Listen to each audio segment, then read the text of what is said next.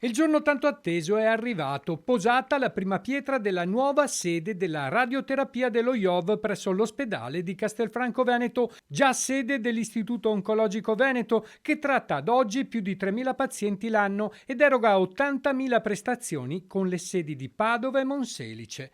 In questo campo, dietro l'ospedale, sorgerà un centro all'avanguardia con ambulatori, un'area per radioterapisti, fisici, tecnici ed infermieri e un centro direzionale. Presidente, ha parlato di un nuovo ospedale in un ospedale.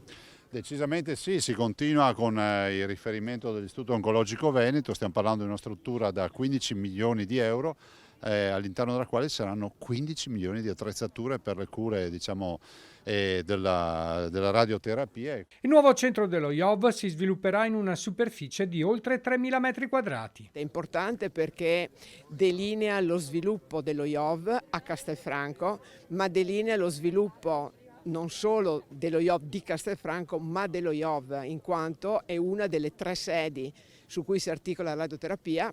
Avrà una macchina importante, innovativa, che è l'RMN Linac, che non abbiamo nelle altre 2 sedi, e poi avrà come prima battuta un ulteriore acceleratore lineare per poter ovviamente ampliare la numerosità dell'offerta. Nei 12 mesi di cantiere è prevista la realizzazione di 2 bunker contenenti quanto di più tecnologicamente avanzato per la radioterapia, più altri 2 bunker lasciati al grezzo. Avrà 4 bunker in cui installare 4 apparecchiature di ultima generazione, quindi di alta tecnologia.